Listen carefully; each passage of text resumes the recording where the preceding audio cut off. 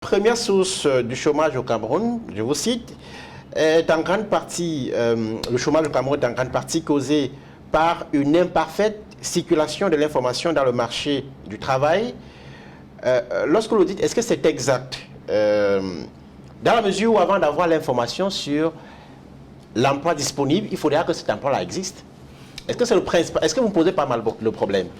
Il faut qu'il existe. Pour savoir si un emploi existe, pour savoir si un emploi est disponible, il faudra que cet emploi soit existe, que cet emploi existe. Oui, mais le problème c'est qu'ils existent très souvent et que les jeunes n'ont pas cette information à temps pour ajuster leur formation. Donc pour vous, au Cameroun, je ne dis pas que les emplois ne sont pas créés, mais qu'ils sont créés, mais les gens sont pas au courant. Non, il y en a. Je ne dis pas que c'est la seule source. C'est une grande source dans le marché du travail, une grande source de chômage dans le marché du travail. Mais est-ce que c'est le problème principal? C'est la question. Parce que vous dites que c'est la première source du problème. Oui, très souvent. Du chômage au Cameroun. Oui, le chômage frictionnel. Oui.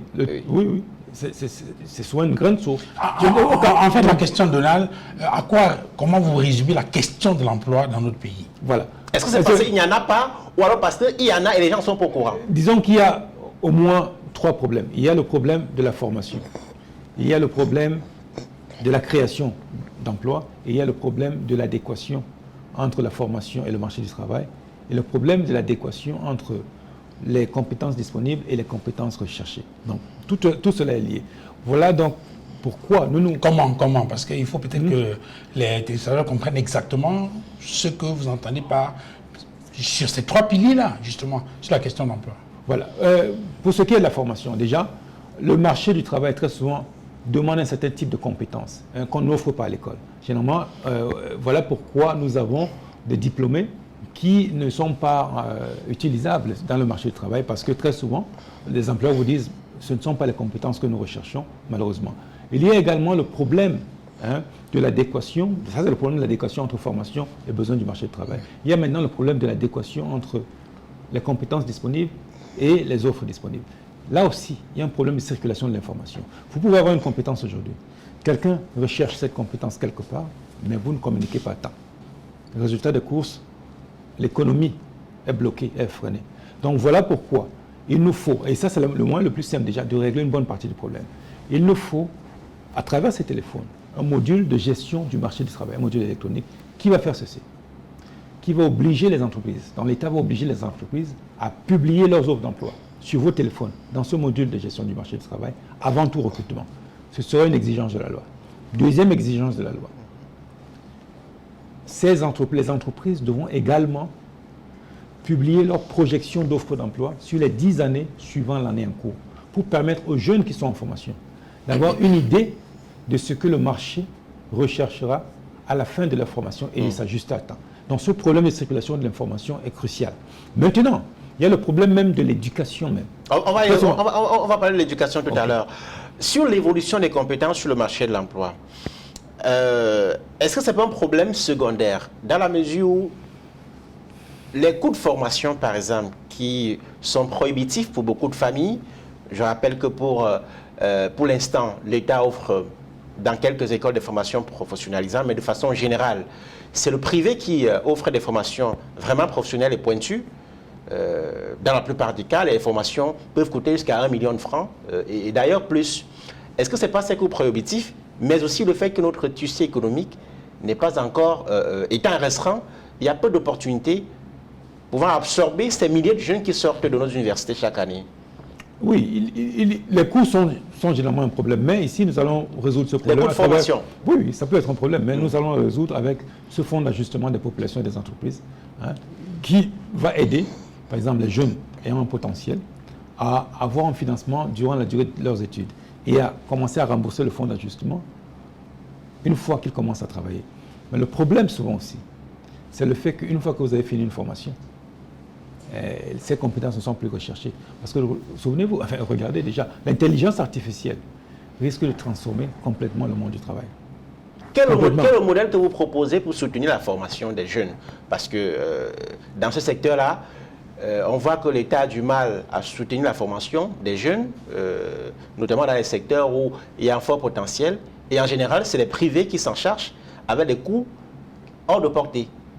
Oui, mais écoutez, ce que nous comptons faire au niveau du secteur public, hein, c'est de nous assurer deux choses.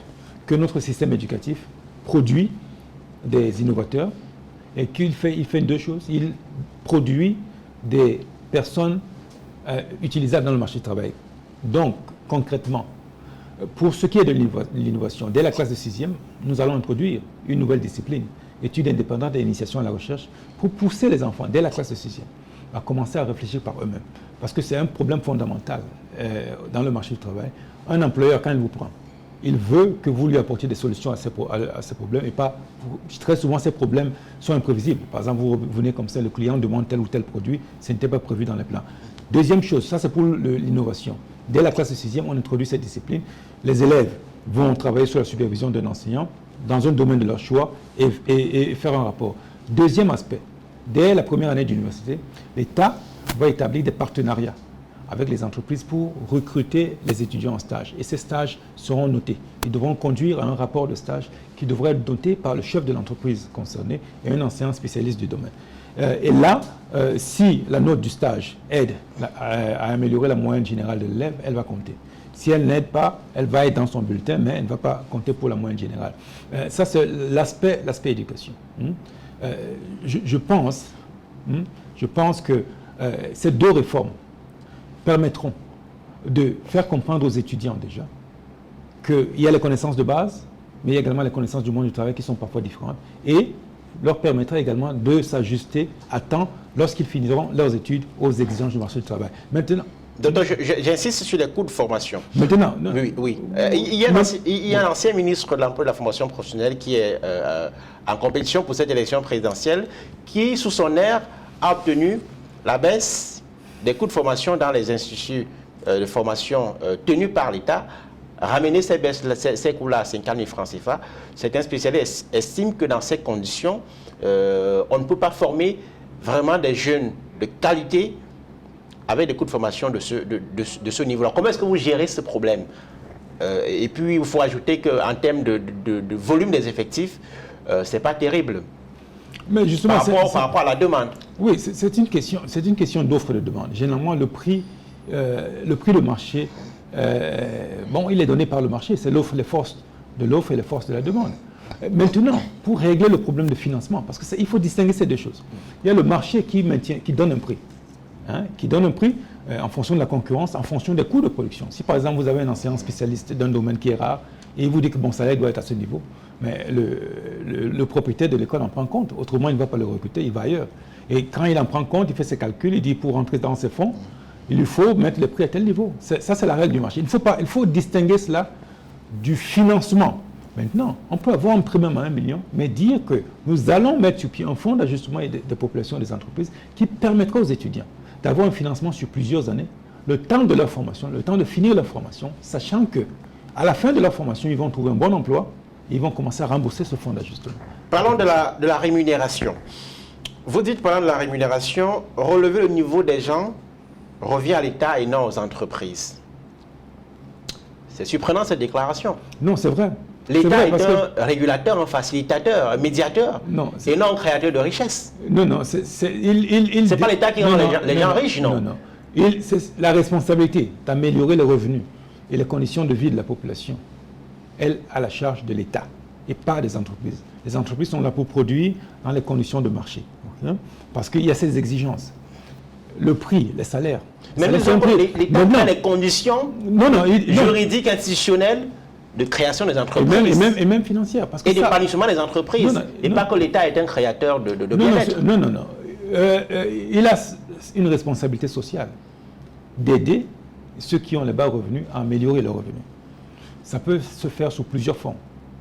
Le fonds d'amélioration des revenus de la population, dont j'ai parlé tout à l'heure, qui va aider les pauvres à acheter les actions dans les entreprises populaires qui sont chargées de construire les routes, les hôpitaux, les ports, les aéroports. Ça, c'est un premier fonds. Il y a le fonds d'ajustement des populations des entreprises qui va aider les jeunes qui ne sont pas techniquement pauvres, mais qui ont besoin de financement le temps de finir leurs études. Il y aura des aides temporaires de l'État à travers les téléphones justement, parce qu'il y aura des comptes mobile money là-dessus, où de temps en temps, l'État peut faire des dons aux ménages pour soutenir leurs revenus. Mais bien sûr, il y a également la création d'emplois, mettre les conditions pour créer l'emploi et soutenir la croissance. Là, les entreprises donnent aux employés le prix du marché. En gros, vous voulez revenir sur les salaires minimaux, par exemple. C'est très dangereux. Si jamais vous les mettez à un niveau très élevé, vous poussez beaucoup d'entreprises dans l'illégalité, surtout les petites entreprises. Et c'est très dangereux quand un État pousse les entreprises dans l'illégalité. Parce qu'un entrepreneur qui ne peut pas payer le montant que vous voulez donner, que vous voulez qu'il donne à un employé, ne va plus le déclarer. Ok. Il va l'employer sans le déclarer. Qu'est-ce que vous pensez du niveau de rémunération dans la fonction publique au Cameroun aujourd'hui? Non, il est très bas. Il est très bas. Et souvenez-vous, dans les années, je pense, 80 ou 90, on a coupé les salaires juste avant la dévaluation. On avait réduit les salaires de, je ne sais pas, 50-75%. Et après la dévaluation... Oui, l'État du Cameroun avait fait le choix de couper les salaires et de maintenir les effectifs intacts. Un choix qui est différent de ce que beaucoup de pays africains avaient fait à l'époque. Oui, en tout cas, ils sont Les très bas. conditions drastiques qui avaient été imposées par les institutions Par le financières. FMI. Vous êtes un ancien cadre du FMI, d'ailleurs. Je m'attendais à ça. Non, ce qui se passe, c'est que... Est-ce que l'État du Cameroun pourrait faire autrement? Bien sûr, bien sûr. Et c'est ce que je veux dire. C'est que ici, ce qu'on regarde, c'est le déficit. On demande à l'État de ne pas vivre au-dessus de ses moyens. Oui. Hein? Si vous ne voulez pas vivre au-dessus de vos moyens, soit vous améliorez la collecte, soit vous réajustez les dépenses sans détruire la croissance. Parce que si vous détruisez la croissance... Alors, dans le contexte actuel. Dans le contexte actuel. Avec la situation actuelle de notre Voilà, pays. la situation actuelle de notre pays. L'informatisation au niveau des recettes. Je vous ai parlé tout à l'heure des téléphones. Le premier bénéficiaire, c'est l'État. Parce qu'une fois qu'il vous donne les téléphones, et il a l'application qui vous incite à passer par le téléphone pour toutes vos transactions, il n'y aura pas de limite, il n'y aura que la reconnaissance faciale. Il connaît automatiquement les revenus de chacun et il collecte des impôts automatiquement, sans aucun problème. C'est-à-dire que c'est basé sur le revenu net. Il ne faut pas que les gens aient peur. Justement, ça lui permet de réduire l'impôt parce que tout le monde y est. Aujourd'hui, l'État vous taxe. Je veux d'abord assurer les gens sur les recettes. L'État vous taxe sur 100 francs lorsque vous recevez 100 francs. Il ne regarde pas vos dépenses. Là, l'État va vous taxer sur 100 francs moins ce que vous avez dépensé. Donc, si vous avez dépensé 90, il vous taxe sur 10. Oui. Donc, parce que lui sait où vont les 90. Tout le monde passe par là. Okay. Ouais. Donc, on va régler le problème de revenus. Deuxième problème. Nous allons utiliser les entreprises populaires pour diviser le travail. Routes, hôpitaux, ports, aéroports, ainsi de suite, toutes ces infrastructures publiques rentables seront gérées par les entreprises populaires. C'est à vous, c'est-à-dire vous. L'État va se limiter à 5 secteurs. Éducation, recherche, culture, c'est-à-dire les musées, social, justice, sécurité et défense. Ça va réduire drastiquement son champ d'action. Et dans les autres secteurs, il intervient de manière indirecte à travers les entreprises populaires. Ça va réduire drastiquement les déficits publics et je compte les éliminer très vite. Nous sommes surpris que vous évoquiez la question du niveau des salaires au Cameroun. Ça a évoqué la question des effectifs. Le Cameroun, aujourd'hui, c'est à peu près 400 000 fonctionnaires, plus ou moins. Il y a un assainissement qui est en cours. Mais les experts estiment qu'il en faut plus, à condition effectivement d'assainir pour que ceux à qui on donne de l'argent sont effectivement ceux qui travaillent, parce qu'il y a beaucoup de fonctionnaires fictifs. Qu'est-ce que vous en pensez?